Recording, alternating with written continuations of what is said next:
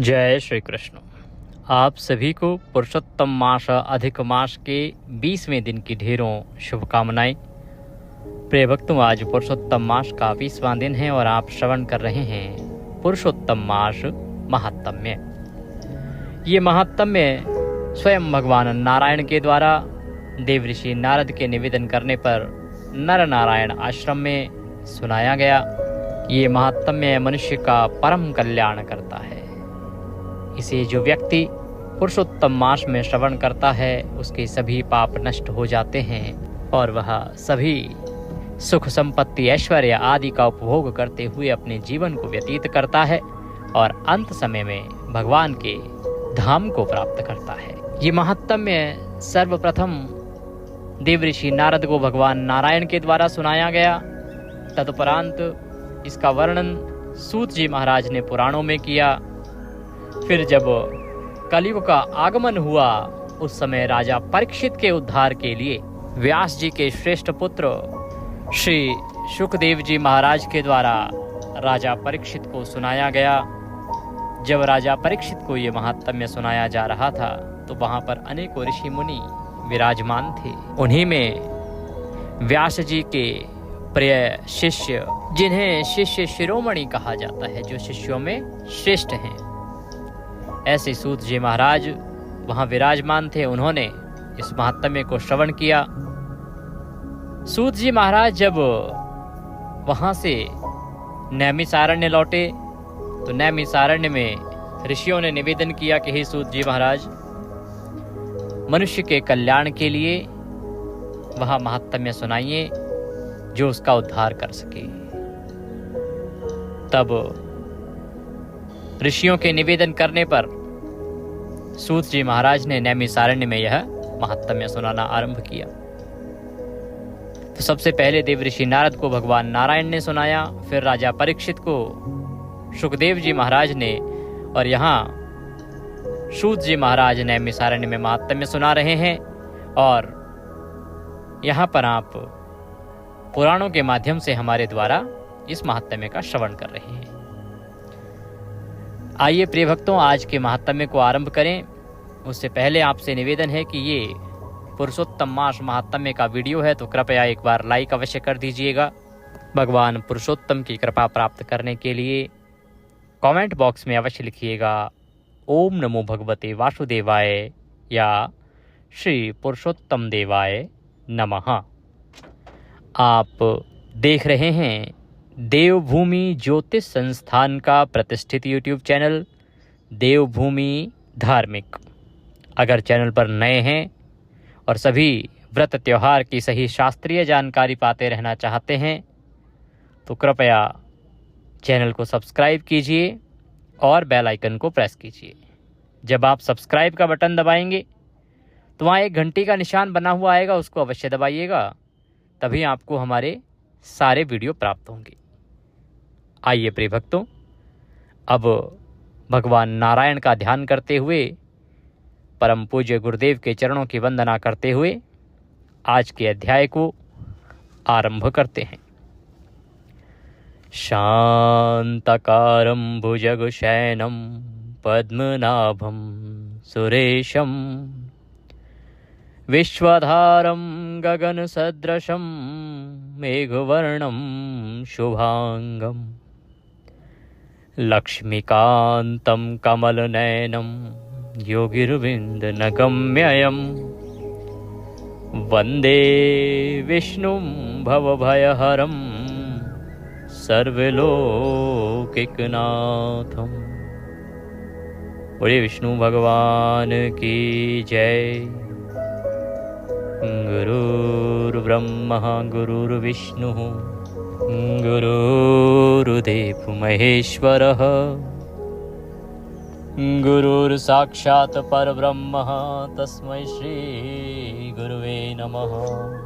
बोलिए परम पूज्य गुरुदेव महाराज की जय। या देवी सर्वभूतेषु मां सरस्वती रूपेण संस्थिता नमस्तस्यै नमस्तस्यै नमस्तस्यै नमो नमः। बोलिए सरस्वती महारानी की जय। बोलिए प्रथम पूज्य गणेश जी महाराज की जय। बोलिए पुरुषोत्तम मास महात्म्य की जय। बोलिए पुरुषोत्तम मास की जय। आप सभी दर्शकों को, आप सभी श्रोतागण को मेरा नमस्कार। आइए आज की कथा को आगे बढ़ाते हैं। अभी तक आपने श्रवण किया श्री सूत जी महाराज के द्वारा ऋषियों के निवेदन करने पर सुनाया गया कि किस प्रकार से इस पुरुषोत्तम मास का, अधिक मास का प्रादुर्भाव हुआ। कैसे ये माह जो सबसे पहले अधिक मास था, उसके बाद यह मलमास बना जब हीनता को प्राप्त हुआ, जब कभी किसी ने इसका सम्मान नहीं किया, क्योंकि इसमें कोई शुभ मांगलिक कार्य नहीं होते थे, शुभ मुहूर्त नहीं बनते थे, तो इसे मलमास कह के पुकारा जाने लगा। और जब ये माह मलमास बना तो इसने भगवान नारायण की शरण ली। और जो प्रभु की शरण लेता है तो प्रभु तो सदा अपने शरणागत की रक्षा करते हैं, कृपा करते हैं। भगवान ने इसे पुरुषोत्तम नाम दिया, अपना नाम दिया, जिसके बाद यह श्रेष्ठतम मास हो गया। जो सबसे पहले अधिक से मलमास नगण्य हो गया था, अब वह भगवान पुरुषोत्तम की कृपा पाकर श्रेष्ठ मास हुआ। भगवान ने आशीर्वाद दिया कि जो इस माह में उनकी पूजा करेगा, सदकर्म करेगा, दान करेगा, जप करेगा, यज्ञ करेगा, कथा श्रवण करेगा, उसे सर्वाधिक पुण्य की प्राप्ति होगी और भगवान पुरुषोत्तम उसका उद्धार करेंगे। ऐसा मनुष्य उस गति को प्राप्त करेगा जो बड़े बड़े योगियों को हजारों वर्ष की तपस्या के बाद भी प्राप्त नहीं होती है। वृतांत में कई माध्यमों से जानकारी दी गई कि कैसे इस माह के नियमों का पालन करना चाहिए, कैसे ये कल्याण करता है, क्या कर्म करने चाहिए, क्या नहीं। इसके बाद भगवान कृष्ण द्रौपदी के माध्यम से ये संदेश भी देते हैं कि यदि मनुष्य इस माह का अपमान करता है तो उसके लिए दंड का प्रावधान भी है। वृतांत आया कि कैसे द्रौपदी ने अपने पूर्व जन्म में ऋषि दुर्वासा के समझाने के बाद भी, कहने के बाद भी इसकी महिमा पर विश्वास नहीं किया और इस माह का अपमान किया। इसके परिणाम स्वरूप वह उस जन्म में पति विहीन रही, अर्थात उसका विवाह न हुआ। भगवान शंकर की कठिन साधना करने के बाद भी वह अविवाहित ही रही और अगले जन्म में भी जब दुशासन के द्वारा चीरहरण किया गया और द्रौपदी ने भगवान श्री कृष्ण को पुकारा तो भगवान एक बार की पुकार सुनकर नहीं आए। भगवान स्वयं कहते हैं कि क्योंकि द्रौपदी तुमने मेरे प्रिय पुरुषोत्तम मास का अपमान किया था, इस कारण से तुम्हारी पहली पुकार को मैंने अनसुना किया। जो मनुष्य पुरुषोत्तम मास का अपमान करता है उसकी पुकार को भगवान अनसुना कर देते हैं। वो भगवान जो भक्तों के पालनहार कहे जाते हैं।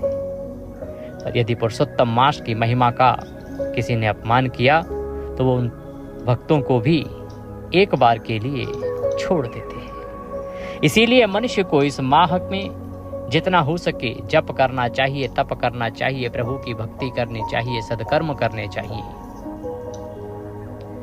अभी जो वृतांत चल रहा था उसमें राजा तृणधन्वा का वर्णन चल रहा था कि राजा तृणधन्वा अपने पिछले जन्म का वृतांत महर्षि वाल्मीकि के माध्यम से सुन रहे हैं। महर्षि वाल्मीकि उन्हें उनके पिछले जन्म का वृतांत सुना रहे हैं कि कैसे पिछले जन्म में राजा दृढ़धन्वा एक ब्राह्मण हुआ करते थे। उन्होंने कठिन साधना की, क्योंकि उनकी कोई संतान नहीं थी। उसके बाद उन्हें संतान प्राप्त भी हुई तो वो अल्पायु हुई। इसी समय पर विलाप करते करते उनसे अनजाने में पुरुषोत्तम माह का व्रत पालन हो गया, क्योंकि 1 महीने तक वो अपने पुत्र की लाश के पास ही बैठे रहे। बारिश आई, बारिश में प्रतिदिन भीगते रहे। इस प्रकार अनजाने में 3 वक्त का स्नान हुआ, क्योंकि उन्होंने पूरे माह कुछ नहीं खाया, केवल विलाप कर रहे थे। तो व्रत हुआ, उपवास हुआ, और क्योंकि वो इस संसार से विरक्त हो गए थे, इस प्रकार से यह तप कहा गया। और इसी के पुण्य प्रभाव से भगवान नारायण ने उस दृढ़ धनवा को, जिसे 7 जन्मों में संतान का सुख नहीं मिलना था, 7 जन्मों तक उसे कोई पुत्र की प्राप्ति नहीं होनी थी, पर इस पुण्य के प्रभाव से, जो कि अनजाने में उनसे हुआ, भगवान प्रसन्न होकर आशीर्वाद देते हैं कि हे ब्राह्मण, तुम्हारा कल्याण होगा और तुम अगले जन्म में एक श्रेष्ठ राजा होगे और तुम्हारे 5 संतानें होंगी, 4 पुत्र 1 पुत्री। इतना बड़ा आशीर्वाद उस ब्राह्मण को केवल इसलिए प्राप्त हुआ क्योंकि अनजाने में उससे पुरुषोत्तम मास के नियमों का पालन हो गया था। इतनी महिमा है इस पुरुषोत्तम मास की। इस प्रकार जब सूत जी महाराज इस महात्म्य का श्रवण करा रहे हैं, राजा के पिछले जन्म का वृतांत श्रवण करके वहाँ पर उपस्थित सभी साधुगण अत्यंत ही गंभीर हो गए। वातावरण अत्यंत गंभीर हो गया। सभी मुनि भगवान नारायण की दिव्य कथाओं में बड़े ही तल्लीन थे, परंतु उनके मन की जो जिज्ञासा थी वो अभी शांत नहीं हुई थी। वो श्रेष्ठ ऋषिगण अभी और सुनना चाहते थे, वो जानना चाहते थे कि और इसकी महिमा क्या है। जब ऋषियों की भाव भंगिमा को श्री सूत जी महाराज ने देखा तो वो समझ गए कि उनकी मनोदशा क्या है, पर वो सूत जी महाराज से कुछ कह नहीं पा रहे हैं। तो सूत जी महाराज कहते हैं कि हे ऋषियों, जब नारद मुनि ने भगवान नारायण के मुख से राजा दृढ़ धनवा के पूर्व जन्म का वृतांत, जो बड़ा ही अद्भुत था, उस अद्भुत वृतांत को सुना, तब भी उनके हृदय को पूर्ण तृप्ति नहीं हुई, उन्हें संतुष्टि नहीं हुई, तृप्त नहीं हुए। वे और अधिक जानने की इच्छा से भगवान नारायण से पुनः प्रश्न करने लगे। जैसे आप लोगों के हृदय में इसे और अधिक जानने की इच्छा जागृत हो रही है, उसी प्रकार से नारद जी के मन में भी और अधिक जानने की इच्छा जागृत हुई। और देव ऋषि नारद ने हाथ जोड़ के बड़ी विनम्रता के साथ निवेदन किया कि हे प्रभु, उस समय राजा दृढ़धनवा ने महर्षि वाल्मीकि से क्या कहा, कृपा करके विस्तार से समझाइए। कहते हैं कि जब महर्षि वाल्मीकि राजा दृढ़धनवा के पिछले जन्म का सारा वृतांत सुनाते हैं और राजा को बताते हैं कि कैसे किन कर्मों के कारण आज वह राजा हुआ, किन कर्मों के कारण आज उसे यह संपत्ति प्राप्त हुई है, और जंगल में जो शुक पक्षी मिला था, जो एक तोता मिला था जिसने वह कल्याणकारी वाक्य कहे थे, वो शुक पक्षी कौन था। जब राजा दृढ़धनवा को महर्षि वाल्मीकि सब कुछ बता देते हैं तो राजा दृढ़धनवा की मनोदशा क्या है, राजा दृढ़धनवा उसके बाद क्या कहते हैं, प्रभु इसके बाद क्या हुआ, यह चरित्र आगे श्रवण कराइए। तब देव ऋषि नारद की बातें सुनकर, उनका प्रश्न सुनकर भगवान नारायण मुस्कुराए और बोले, हे नारद, अब तुम ध्यान पूर्वक सुनो। मैं तुम्हें इससे आगे का वृतांत सुनाता हूँ। जब राजा दृढ़धनवा ने अपने पूर्व जन्म का रहस्य जाना, तब उनके हृदय में वैराग्य और जिज्ञासा का उदय हुआ।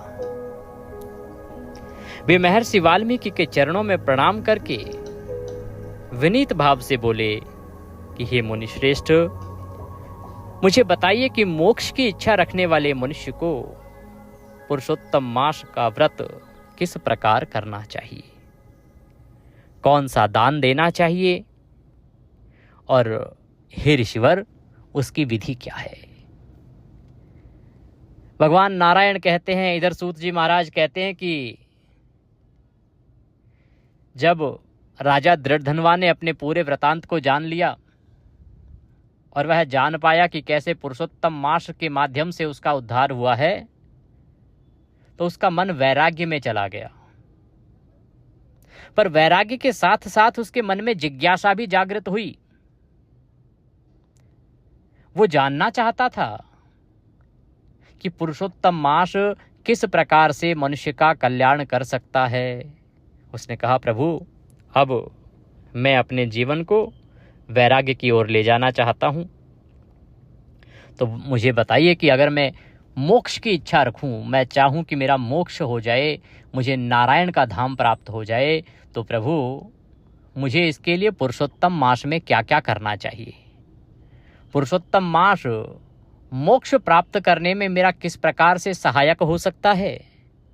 मैं क्या दान करूं, कैसे व्रत करूं, किन नियमों का पालन करूं, जिससे कि पुरुषोत्तम मास के माध्यम से मुझे मोक्ष की प्राप्ति हो जाए।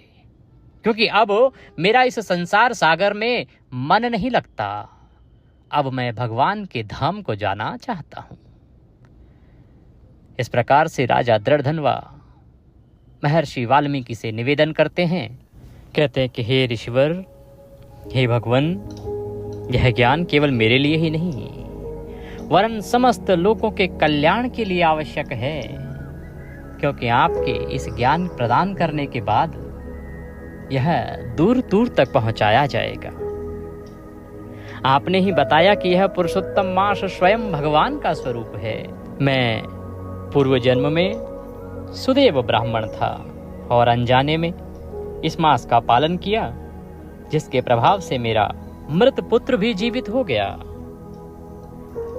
किंतु हे मुनिवर, अब इस जन्म में मैं सब कुछ भूल गया हूं, अतः कृपा करके इसकी संपूर्ण विधि पुनः बताइए कि भगवान उस जन्म में मुझसे क्या हुआ, कैसे मैंने पुरुषोत्तम मास के नियमों का पालन कर लिया, मुझे कुछ भी ज्ञात नहीं है।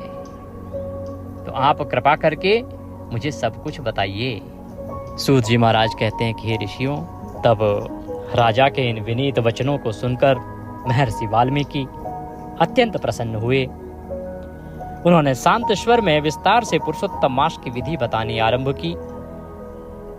कहा कि हे राजन, इस पवित्र मास में मनुष्य को ब्रह्म मुहूर्त में उठकर सबसे पहले भगवान नारायण का स्मरण करना चाहिए।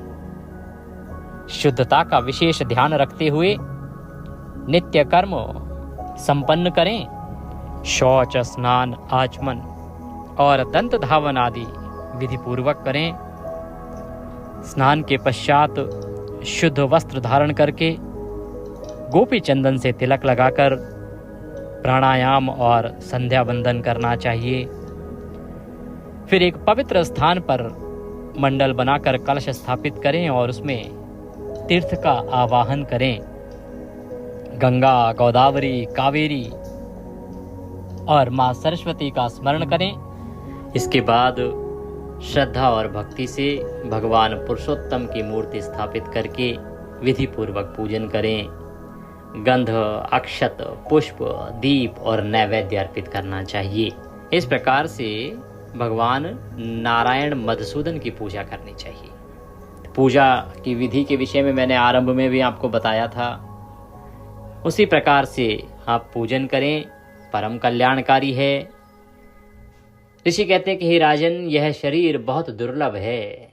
धन, घर, पुत्र ये सब बार बार मिल सकते हैं, परंतु ये जो मानव शरीर है ना, ये बार बार नहीं मिलता है, इसीलिए इसे धर्म के लिए ही उपयोग करना चाहिए। प्रिय भक्तों, ये जो मानव शरीर मनुष्य को मिलता है, ये इसीलिए मिलता है कि ये जीवात्मा अपना उद्धार कर सके। देखिए, ये जीवात्मा जो है ना, ये हजारों बार जन्म लेती है, हर बार मनुष्य नहीं बन पाती।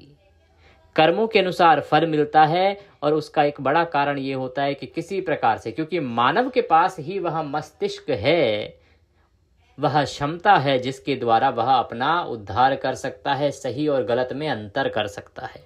इसीलिए भगवान कहते हैं कि अगर मानव रहते हुए भी आपने अपनी मुक्ति के लिए कुछ नहीं किया, तो फिर आपकी मुक्ति संभव नहीं हो पाएगी, क्योंकि अन्य योनियों में मुक्ति हो पाए इसकी संभावना नगण्य रहती है। ऋषि कहते हैं कि यह संसार क्षणभंगुर है, युवा अवस्था पुष्प के समान शीघ्र मुरझा जाती है, धन जल की तरंग के समान चंचल है, और जीवन प्रतिदिन घटता जाता है। इसीलिए बुद्धिमान वही है जो समय रहते धर्म का पालन करता है। जब मन, धन और योग्य पात्र ये तीनों एक साथ मिल जाएं, तब बिना विलंब किए दान और धर्म करना चाहिए। हे नृपश्रेष्ठ, इस पुरुषोत्तम मास का महत्व इतना महान है कि थोड़े से साधन से भी मनुष्य महान पुण्य प्राप्त कर सकता है। कहते कि ये जो महा है ना, ये जो महीना है पुरुषोत्तम मास, इसकी इतनी महिमा है, इसका इतना महत्व है कि थोड़ा सा भी यदि आप प्रयत्न कर लेंगे तो आपको महान पुण्य प्राप्त हो जाएगा। केवल स्नान, दान और भगवान विष्णु का स्मरण भी मनुष्य को बड़े बड़े संकटों से बचा लेता है। इतना तो मनुष्य के लिए संभव भी है। करना क्या है? प्रातः काल उठ के स्नान करना है, दान करना है। दान के लिए अनेकों वस्तु, ऐसा नहीं कि आपको धन दान देना है, बहुत खर्चा करना है, बहुत पैसे की आवश्यकता है, ना। जैसी आपकी सामर्थ्य है, जैसा हरि ने आपको दिया, जैसा नारायण ने आपको दिया, वैसा दान करो। भगवान ने खूब धन दिया है तो खूब दान करो। भगवान ने धन का अभाव दिया है तो कोई बात नहीं, आप थोड़ा दान करो। आप कुछ नहीं कर सकते, श्रम दान ही कर लो। ऐसे बहुत से, देखिए, ऐसे बहुत से मनुष्य हैं जिनके पास धन का अभाव होता है। बेचारे रोजी रोटी रोज के काम करके और फिर अपना जीवन चलाते हैं, दिहाड़ी मजदूरी करके जीवन चलाते हैं। तो मैं नहीं कहूंगा कि आप धन से कुछ वस्तु लाके दान करो, कोई बात नहीं, आप श्रम दान कर दो। आप मंदिर में जाओ, भगवान के दर पे झाड़ू पोछा करो, भगवान के यहाँ पे साफ सफाई करो, वो भी बहुत बड़ा पुण्य है। अधिक कुछ नहीं, आप रोटी खाते हैं, एक रोटी गाय माता को खिला दो, इतना तो कर सकते हैं ना। कुछ नहीं, थोड़े से दाने कबूतरों को या कुछ जो भी पक्षी आपके यहाँ मिले उन पक्षियों को डाल दो। थोड़ा सा आटा भूनो और वहाँ बूरा शक्कर मिला के और चींटियों को डाल दो। इतना तो करना संभव है। इससे गरीब तो शायद कोई होगा नहीं कि इतना भी ना कर पाए।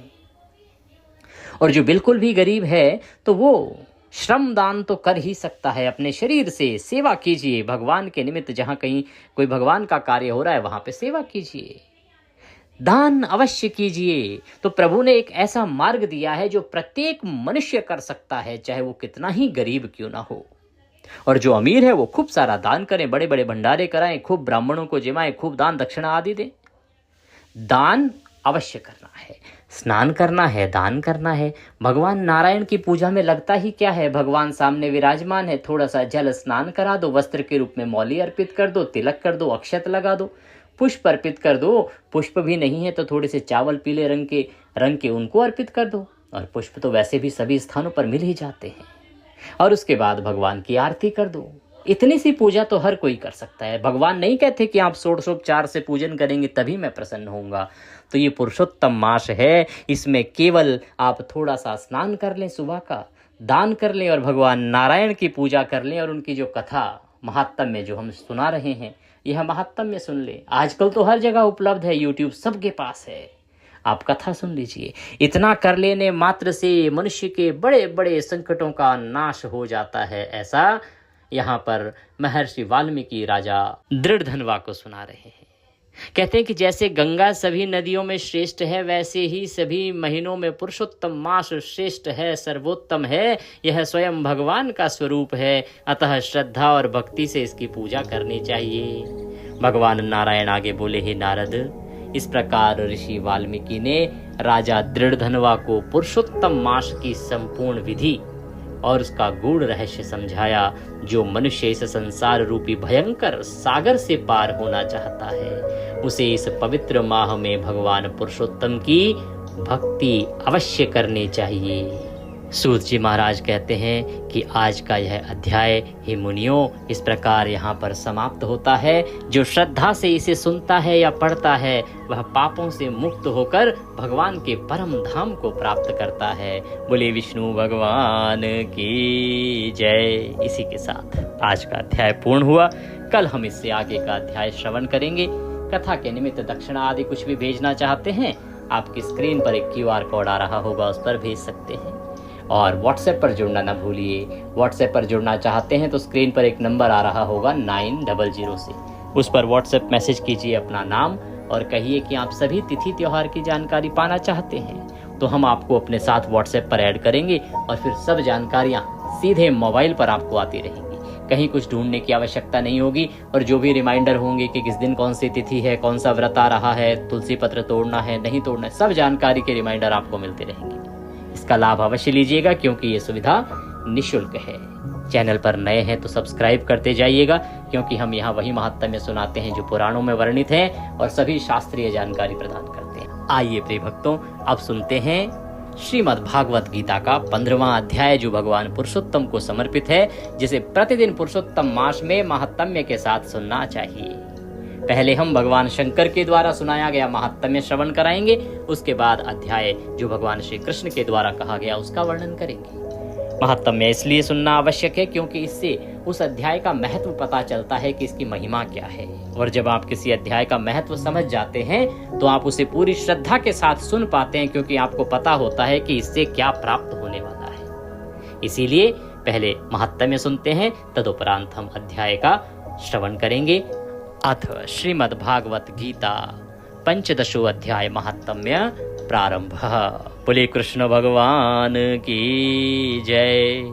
भगवान शंकर कहते हैं कि हे देवी पार्वती, अब मैं गीता के 15वें अध्याय का महात्म्य सुनाता हूँ, सुनो। गौड़ देश में कृपाण नरसिंह नाम का एक राजा था। उन राजा की तलवार की धार से युद्ध में देवता भी परास्त हो जाते थे, इतनी तेज तलवार की धार थी, अर्थात बड़ा बलशाली था। उनका बुद्धिमान सेनापति था। वो शस्त्र और शास्त्रों की कलाओं का भंडार था।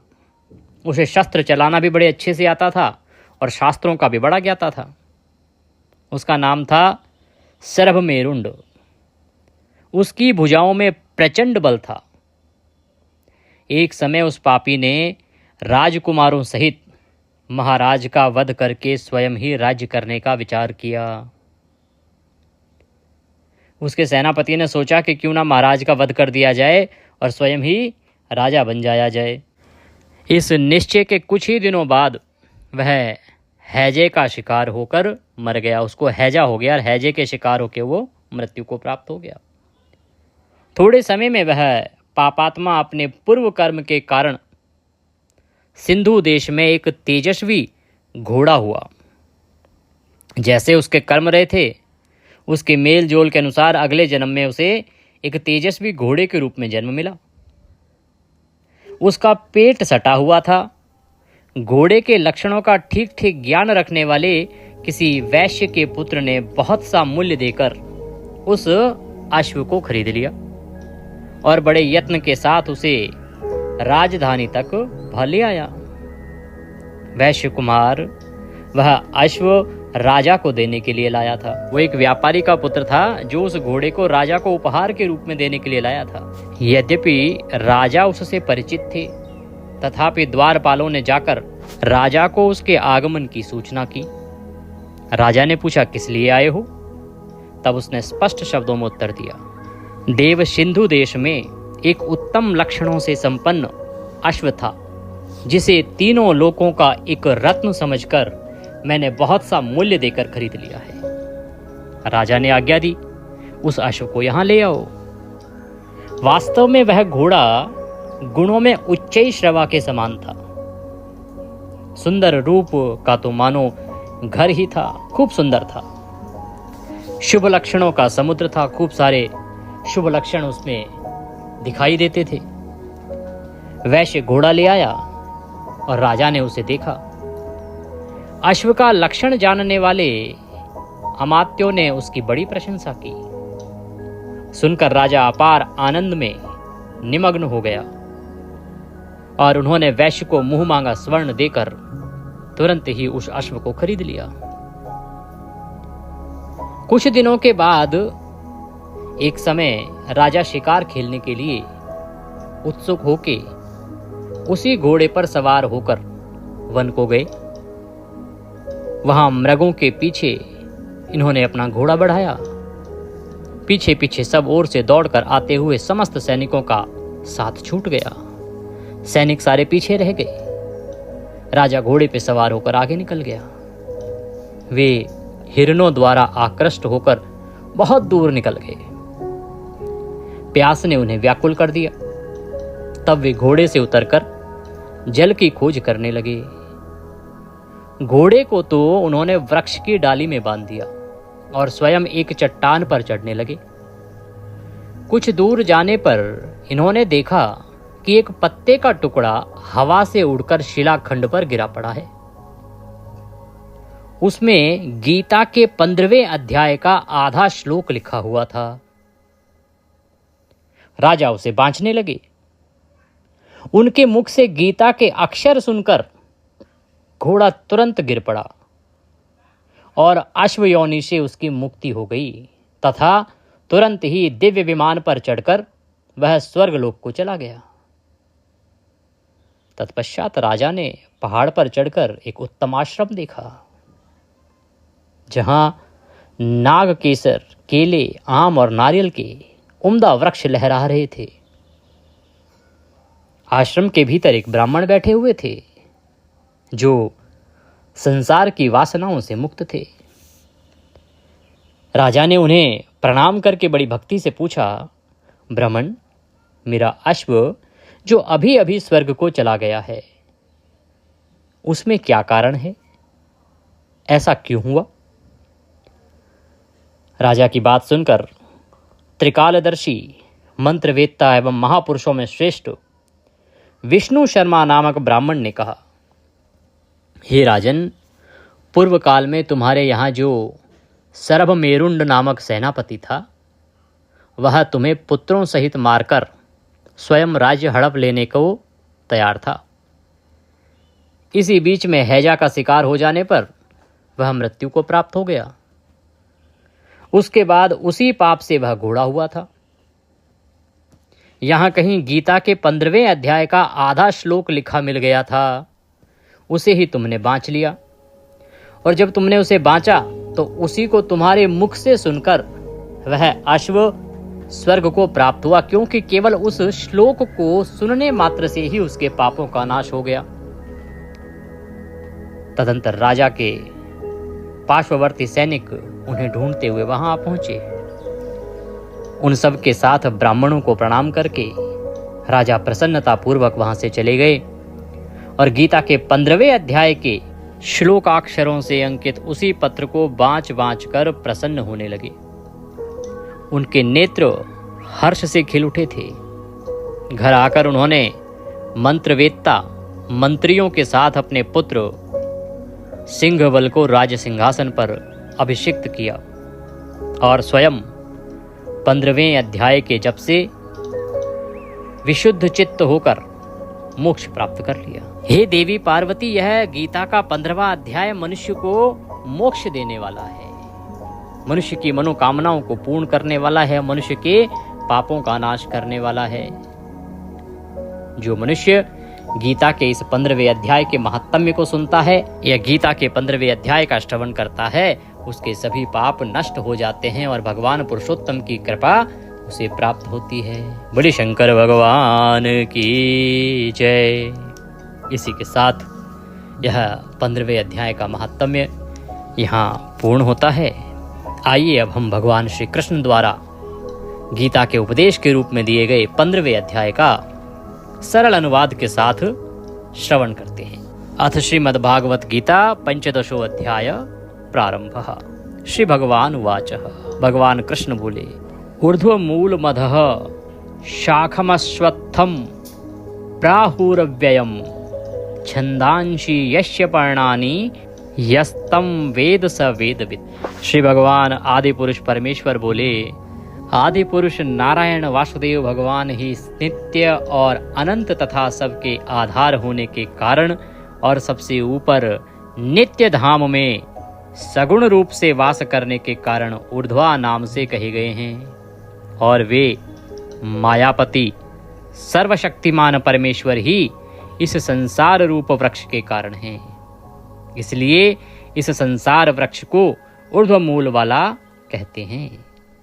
और ब्रह्मा रूप मुख्य शाखा वाले जिस संसार रूप पीपल के वृक्ष को अविनाशी कहते हैं, तथा वेद जिसके पत्ते कहे गए हैं, उस संसार रूप वृक्ष को जो पुरुष मूल सहित तत्व से जानता है, वह वेद के तात्पर्य को जानने वाला है। उस आदि पुरुष परमेश्वर से उत्पत्ति वाला होने के कारण तथा नित्य धाम से नीचे ब्रह्मलोक में वास करने के कारण हिरण्यगर्भ रूप ब्रह्म को परमेश्वर की अपेक्षा अधः कहा जाता है। और वही इस संसार का विस्तार करने वाला होने से इसकी मुख्य शाखा है। इसलिए इस संसार वृक्ष को अधः शाखा वाला कहते हैं।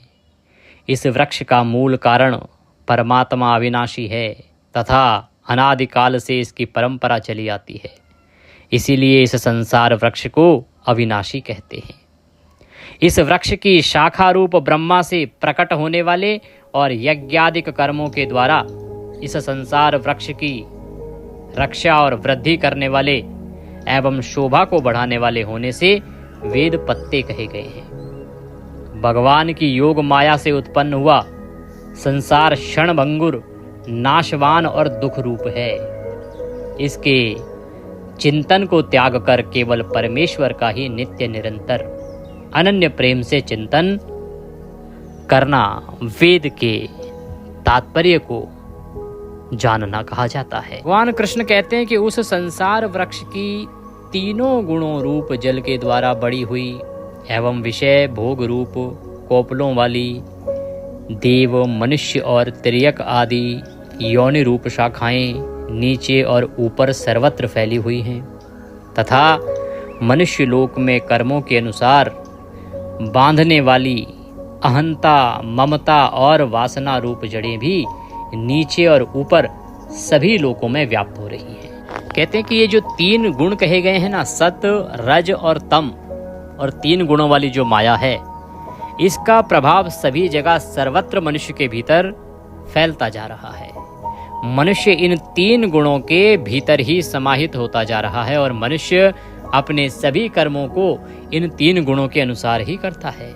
न रूपम श्रेयः तथोपलभ्यते न अंतो न चादिर्न च संप्रतिष्ठा अश्वत्थमेनं सुविरूढ़ मूल मशंग शस्त्रेण दृढ़ेन छित्त्वा। कहते हैं कि शब्द, स्पर्श, रूप, रस और गंध, ये पांचों स्थूल देह और इंद्रियों की अपेक्षा सूक्ष्म होने के कारण उन शाखाओं की कोपलों के रूप में कहे गए हैं। मुख्य शाखा रूप ब्रह्मा से संपूर्ण लोकों के सहित देव, मनुष्य, तिर्यक आदि योनियों की उत्पत्ति और विस्तार हुआ, इसीलिए उनका वहां शाखाओं के रूप में वर्णन किया है। अहंता, ममता और वासना रूप मूलों को केवल मनुष्य योनि में कर्मों के अनुसार बांधने वाली कहने के कारण यह है कि अन्य सब योनियों में तो केवल पूर्वकृत कर्मों के फल को भोगने का ही अधिकार है और मनुष्य योनि में नवीन कर्मों के करने का भी अधिकार है। भगवान यह कहना चाह रहे हैं कि देखिए, जो मनुष्य योनि है ना, यही एक ऐसी योनि है जिसमें मनुष्य जीव अपने आने वाले भविष्य को सुधार सकता है, आने वाले जन्मों को सुधार सकता है। बाकी जितनी भी योनियों में जब आपको जन्म मिलता है तो केवल और केवल इसलिए मिलता है जिससे कि आप पिछले जन्मों में किए गए पाप को भोग सकें। लेकिन जब मनुष्य का जन्म मिलता है तो जो नवीन कर्म है ना, उनको करने का अवसर मिलता है। आपको भगवान आपको नए कर्म करने का अवसर देते हैं, और अगर आप नए इस मनुष्य जीवन में नए कर्म अच्छे करते हैं तो इससे आपको भगवान नारायण की प्राप्ति होती है।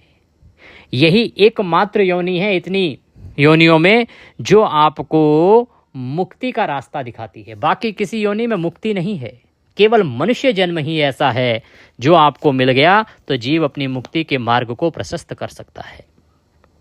इस संसार वृक्ष का स्वरूप जैसा कहा है वैसा यहाँ विचार करने वाले नहीं पाया जाता, क्योंकि ना तो इसका आदि है और ना अंत है, तथा ना इसकी अच्छी प्रकार से स्थिति ही है।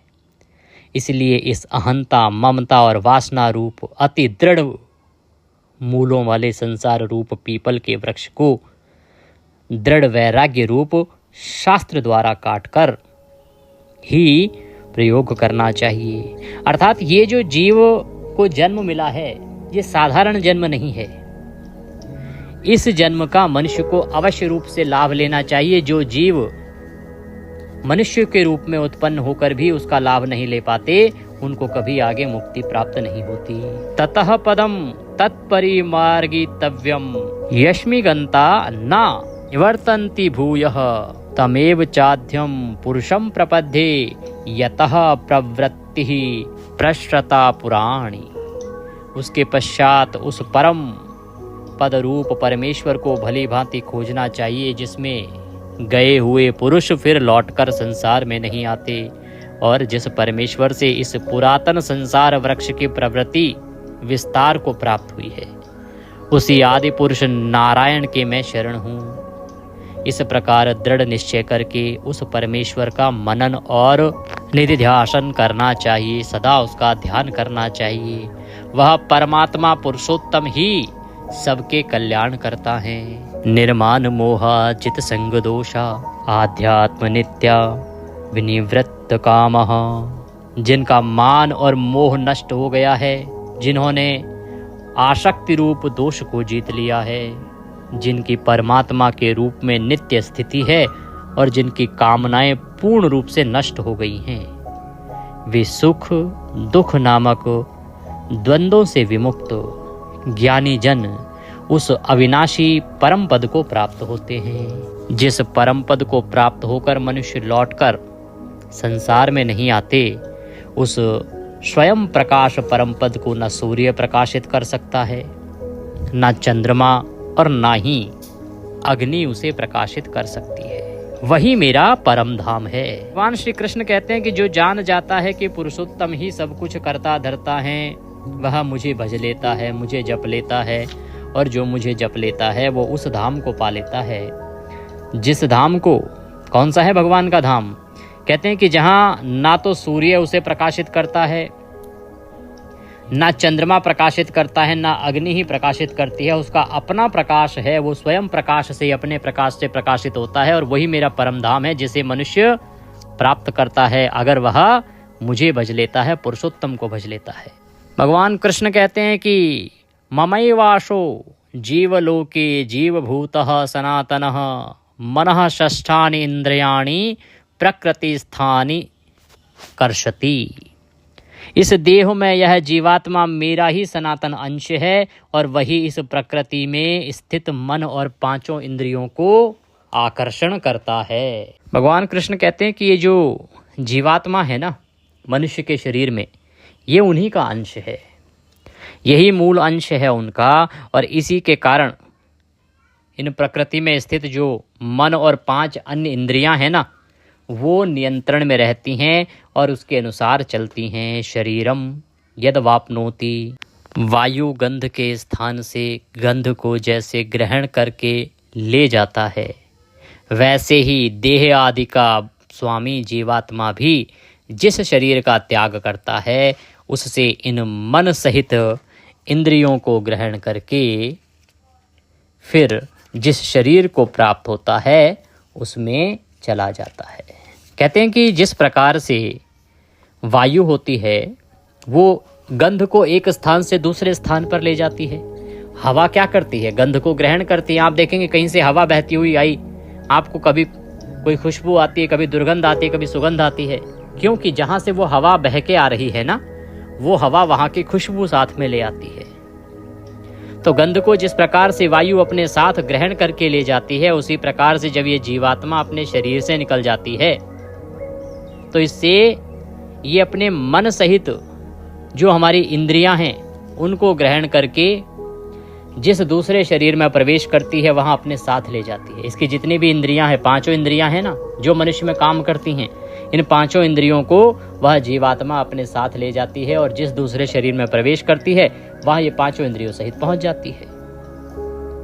यह जीवात्मा श्रोत्र, चक्षु, त्वचा को तथा रसना, घ्राण और मन को आश्रय करके अर्थात इन सब के सहारे से ही विषयों का सेवन करता है। श्रोत्रम चक्षुः स्पर्शनम च रसनम घ्राणमेव च अधिष्ठाय मनश्चायम विषय अनुपसेवते। ये जो जीवात्मा है ये अपनी पांचों इंद्रियों को आश्रय कर लेती है और इन सब के सहारे से ही विषयों का सेवन करती है।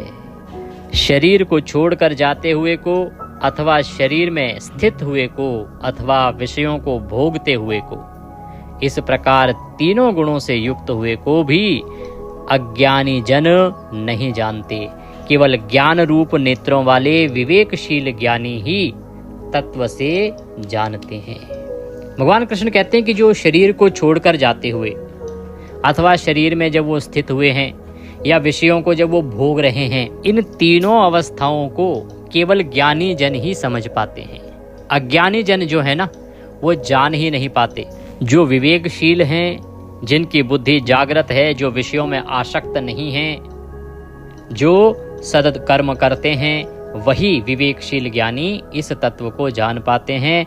यत्न करने वाले योगी जन भी अपने हृदय में स्थित इस आत्मा को तत्व से जानते हैं, किंतु जिन्होंने अपने अंतःकरण को शुद्ध नहीं किया है, ऐसे अज्ञानी जन तो यत्न करते रहने पर भी आत्मा को नहीं जानते। कहते हैं कि अगर इस आत्मा को जानना है और तत्व से जानना है, सही प्रकार से जानना है, तो इसके लिए अपने अंतःकरण को शुद्ध करना बड़ा आवश्यक है। जब मनुष्य का अंतःकरण शुद्ध होगा तभी वह इस आत्मा को जान पाएगा। अन्यथा अज्ञानी जन तो जितना मर्जी प्रयास करते रहे वो कभी इस आत्मा को नहीं जान पाते। सूर्य में स्थित जो तेज संपूर्ण जगत को प्रकाशित करता है तथा जो तेज चंद्रमा में है और जो अग्नि में है, उसको तुम मेरा ही तेज जान। भगवान कहते हैं कि हे अर्जुन, जिस तेज से सूर्य प्रकाशित होता है या जो तेज चंद्रमा को चमकीला दिखाता है या अग्नि में जो तेज है जो जलाता है, तो ये समझ कि वो सारा तेज मुझसे ही है और मेरा ही है, और मैं ही पृथ्वी में प्रवेश करके अपनी शक्ति से सब भूतों को धारण करता हूँ। कहते हैं कि मेरे द्वारा ही जितने भी शरीर हैं ना, ये सब मेरे द्वारा ही धारण किए जाते हैं, ये मान के चलो। और रस स्वरूप अर्थात अमृत में चंद्रमा होकर संपूर्ण औषधियों को अर्थात वनस्पतियों को मैं ही पुष्ट करता हूँ। इस पृथ्वी में मैं प्रवेश करता हूँ, मेरे कारण ही मैं ही इन सब भूतों को, शरीरों को धारण करता हूँ। और ये जो वनस्पतियाँ हैं, खेत खलिहान जो हैं, फसलें लहलहाती हैं, ये भी भगवान पुरुषोत्तम के कारण ही होती हैं। मैं ही सब प्राणियों के शरीर में स्थित रहने वाला प्राण और अपान से संयुक्त वैश्वानर अग्नि रूप होकर 4 प्रकार के अन्न को पचाता हूँ। भगवान कृष्ण कहते हैं कि ये जितने भी शरीर हैं, इन सब शरीरों में जो प्राण स्थित है ना, वो प्राण कोई और नहीं है, मैं स्वयं ही हूँ। भगवान पुरुषोत्तम ही प्राण के रूप में हमारे शरीर में स्थित रहते हैं और जो 5 प्रकार के जो अन्न हैं उनको पचाने का कार्य भी वही करते हैं। कहते हैं कि सर्वस्य च अहम हदि सन्निविष्टो मत्तः स्मृतिर्ज्ञानमपोहनम च। मैं ही सब प्राणियों के हृदय में अंतर्यामी रूप से स्थित हूँ तथा मुझसे ही स्मृति, ज्ञान और अपोहन होता है, और सब वेदों द्वारा मैं ही जानने योग्य हूँ तथा वेदांत का कर्ता और वेदों को जानने वाला भी मैं ही हूँ। इस संसार में नाशवान और अविनाशी भी ये दो प्रकार के पुरुष हैं। इनमें संपूर्ण भूत प्राणियों के शरीर तो नाशवान और जीवात्मा अविनाशी कहा जाता है, क्योंकि मैं नाशवान जड़ वर्ग क्षेत्र से तो सर्वथा अतीत हूँ और अविनाशी जीवात्मा से भी उत्तम हूँ। इसीलिए लोक में और वेद में भी पुरुषोत्तम नाम से प्रसिद्ध हूँ। भगवान कृष्ण कहते हैं कि हे अर्जुन, कि मैं ही इस पूरे लोक में पुरुषोत्तम के नाम से प्रसिद्ध हूँ, क्योंकि मैं ही इस मनुष्य के जीवन को चलाता हूँ, इस सृष्टि के जीवन को चलाता हूँ, इस सृष्टि को चलाता हूँ, इस सृष्टि का रचयिता हूँ, इस सृष्टि का विनाश करता हूँ, इस सृष्टि का पालन करता हूँ। मैं ही पुरुषोत्तम हूँ। भारत, जो ज्ञानी पुरुष मुझको इस प्रकार तत्व से पुरुषोत्तम जानता है, वह सर्वज्ञ पुरुष सब प्रकार से निरंतर मुझ वासुदेव परमेश्वर को ही भजता है। कहते हैं कि जिसको ये ज्ञान हो जाता है कि ये जो सृष्टि है या ये जो ब्रह्मांड है, ये ब्रह्मांड मेरे द्वारा ही रचाया बसाया गया है, मेरे द्वारा ही पालित है, पोषित है, और मैं ही पुरुषोत्तम हूँ। जो मेरे इस रूप को जान लेता है, मेरे इस नाम को जान लेता है, जो ज्ञानी पुरुष मुझको इस प्रकार तत्व से पुरुषोत्तम जान लेता है, वह सर्वज्ञ पुरुष सब प्रकार से निरंतर वासुदेव परमेश्वर को ही भजता है। कहते हैं जो मुझे पुरुषोत्तम के रूप में जान जाता है, वो सदा मेरा ही भजन करता है, और जो मेरा भजन करता है, और हे अर्जुन, जो मेरा भजन करता है वो इस भवसागर से, इस संसार से तर जाता है। जो मेरा भजन करता है उसे मुक्ति प्राप्त होती है। जो मुझे भजता है, जो मुझ पुरुषोत्तम का नाम जप करता है, जो मेरा ध्यान करता है, वह मन इंद्रियों से परे मुझ सच्चिदानंदन घन परमात्मा को जान लेता है। और जो मुझे जान जाता है उसे मैं निश्चित ही मुक्त कर देता हूँ, उसे मुक्ति प्राप्त हो जाती है, उसे इस जन्म मरण के चक्र से सदा के लिए छुट्टी प्राप्त हो जाती है। वह जीवात्मा मेरे परम धाम को प्राप्त कर लेता है। हे निष्पाप अर्जुन, इस प्रकार यह अति रहस्य युक्त गोपनीय शास्त्र मेरे द्वारा कहा गया। इसको तत्व से जानकर मनुष्य ज्ञानवान और कृतार्थ हो जाता है। प्रिय भक्तों, भगवान कहते हैं कि ये एक गुप्त रहस्य है जो मैंने तुम्हें बताया है, और जो इस रहस्य को जान जाता है वह निश्चित ही अपने जीवन को सफल बना लेता है और मेरे धाम को प्राप्त कर लेता है। वह सच्चा ज्ञानवान है, वह सच्चा भक्त है। ओम तत्सदिति श्रीमद्भागवत गीता सप्तशस्तु ब्रह्म विद्यायाम योग शास्त्रे श्री कृष्ण अर्जुन संवादे पुरुषोत्तमो योगी नाम 15 अध्याय संपूर्णः। बोले कृष्ण भगवान की जय। इसी के साथ यह श्रीमद् भागवत गीता का 15वां अध्याय यहाँ पूर्ण होता है। प्रिय भक्तों, इसके साथ आपको प्रतिदिन का महात्म्य भी अवश्य श्रवण करना चाहिए। प्रिय भक्तों, आज के पाठ के निमित्त यदि दक्षिणा आदि कुछ भी भेजना चाहते हैं तो आपकी स्क्रीन पर एक QR कोड आ रहा होगा, उसको स्कैन करके उस पर भेज सकते हैं। और व्हाट्सएप के माध्यम से जुड़ना ना भूलिए, जिससे कि आपको सभी जानकारियाँ सीधे व्हाट्सएप पर आपको प्राप्त होती रहें। नंबर आपके स्क्रीन पर है, अभी व्हाट्सएप मैसेज कीजिए और जुड़ जाइए हमारे साथ। फिर प्रतिदिन की सभी तिथि त्योहारों की जानकारियां व्हाट्सएप पर आती रहेंगी। ये पाठ आपको पूरे पुरुषोत्तम मास में सुनना चाहिए, परम कल्याणकारी है। इससे आपको पुण्य की प्राप्ति होती है, भगवान पुरुषोत्तम का आशीर्वाद प्राप्त होता है। भगवान सब पर कृपा करें। हरे कृष्ण।